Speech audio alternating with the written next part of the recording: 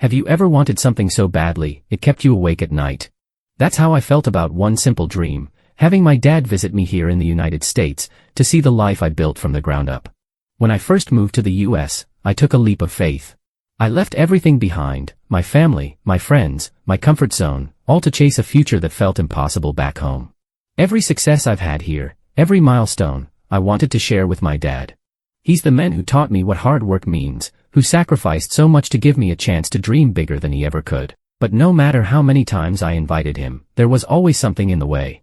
Money, work, his health, it seemed like the universe was conspiring against us. Years went by, and while I thrived here, a part of me always felt empty. I needed him to see what I had done, to understand that his sacrifices weren't in vain. But as time passed, I began to wonder, would it ever happen? And if it didn't, could I live with that? Growing up in a small, close-knit town in India, my dad was my hero. He wasn't the kind of man who said much, but his actions spoke louder than words ever could. He worked long hours at a factory, often coming home with his hands calloused and his clothes drenched in sweat. Yet somehow, he always had time for me. Whether it was helping me with school projects or teaching me how to ride my rusty old bike, Dad always made sure I knew he believed in me. But life in our town was hard. Opportunities were scarce, and dreams like mine, big, ambitious ones, were considered luxuries. I wanted more than the life I saw around me, and Dad, despite his sacrifices, always encouraged me to reach for it. Go as far as you can, he'd say. Don't worry about us. We'll manage. When I got the scholarship to study in the United States, it felt like my ticket to another world. The joy on my dad's face when I told him the news was unforgettable. But there was also a flicker of something else, fear. Neither of us said it out loud, but we both knew what it meant. I was leaving, and our lives would never be the same again. Adjusting to life in the US was harder than I'd imagined. I arrived with just 2 suitcases and a head full of dreams. Everything was different, the culture, the people, even the food. But through all the loneliness and late-night study sessions, one thing kept me going, my dad's voice in my head, telling me to keep going, no matter what. Over the years, I worked hard, harder than I'd ever thought possible. I graduated with honors, landed a stable job, and eventually built a life I was proud of. I even managed to save enough money to rent a cozy little apartment in a quiet neighborhood. It wasn't much, but it was mine. And yet, there was one thing missing, Dad. We talked every week on the phone, but it wasn't the same. I'd send him pictures of my life here, my apartment, my office, even the first car I bought. He always sounded proud, but I could tell he didn't fully understand what my life here was like. I'm so happy for you, he'd say, his voice warm but distant. You've done well, beta. Come visit, I'd reply, trying not to sound desperate. I'll take care of everything, your ticket, the visa, everything. Just come. But there was always a reason why he couldn't. Maybe next year, he'd say. Work is busy right now, or, I don't think my health can handle such a long trip. His excuses seemed valid, but they left me feeling hollow. Every time I hung up, I couldn't help but wonder, was it impossible? Or was something else holding him back? As the years passed, the doubt gnawed at me. What if he never came? What if he never saw the life I built, the life he made possible? Deep down, I knew there was more to his hesitation than he let on. And I couldn't shake the feeling that time was slipping away faster than either of us wanted to admit. The idea of having my dad visit me in the US became my obsession. Every milestone I hit, whether it was buying my first couch, getting promoted at work, or hosting my first holiday dinner, made me think of him. I'd imagine the look on his face if he could see it all, touch it, and know that this life was real. One day, during our usual Sunday phone call, I decided to bring it up again. I was determined not to let him wiggle out of it this time. Dad, I said, trying to keep my voice casual, I've been saving up, and I want to book your ticket. It's time you visit. You've worked so hard all your life, you deserve a break. There was a pause on the other end of the line, long enough to make me check if the call had dropped. Finally, he spoke. Beta, it's not that simple. His voice was quiet, almost apologetic. Why not? I'll handle everything, the paperwork, the flights. All you need to do is pack a bag and show up at the airport. He chuckled softly, but it didn't reach his usual warmth. It's not about the money or the arrangements. It's, well, I'm not sure I'd fit in there. Your life is so different now. What would I even do there? The word stung. Did he think I was ashamed of him? Dad, I said firmly, this isn't about fitting in. It's about you seeing the life I built, our life. None of this would have been possible without you. He sighed, and I could hear the weight of his hesitation through the phone. Let me think about it, he said, and I knew what that meant. He wasn't coming. Frustration bubbled inside me, but I didn't push further. Instead, I threw myself into my work, hoping to distract myself from the growing disappointment. But the more I thought about it, the more I realized there was something deeper going on. This wasn't just about logistics or even his insecurities. It felt like he was afraid of something he wasn't telling me.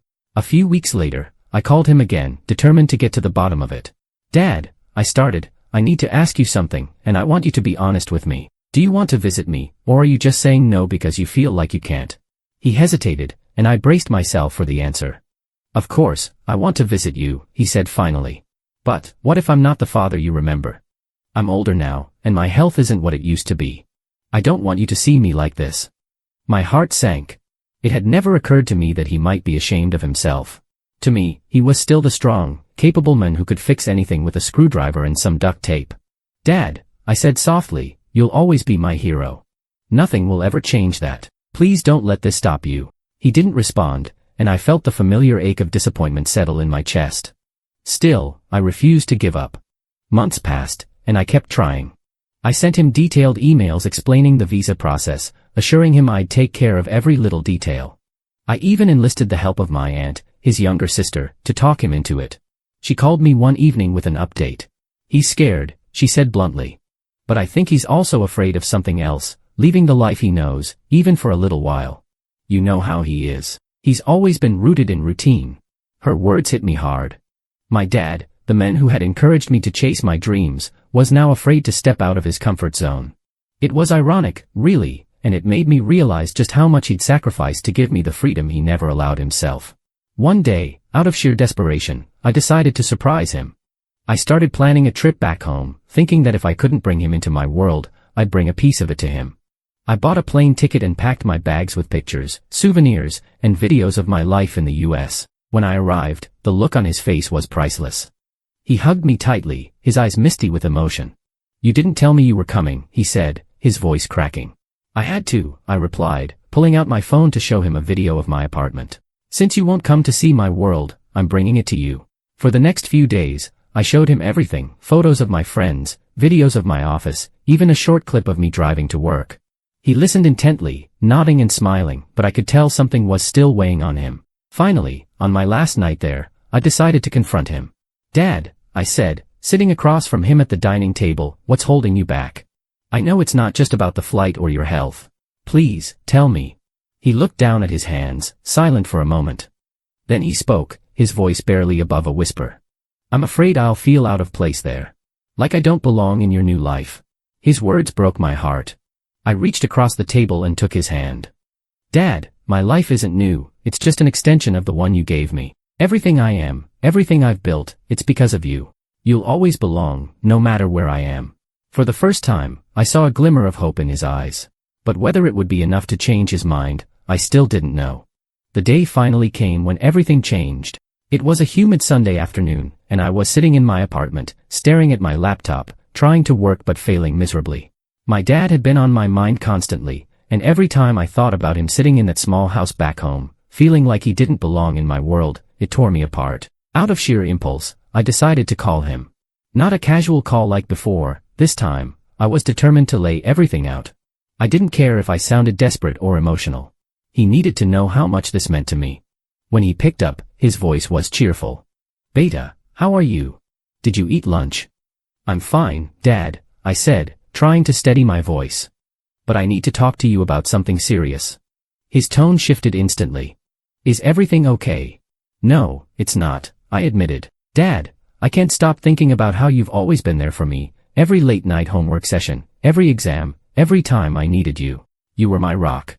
And now, when I need you the most, to see this life I've built, you won't come. Why?"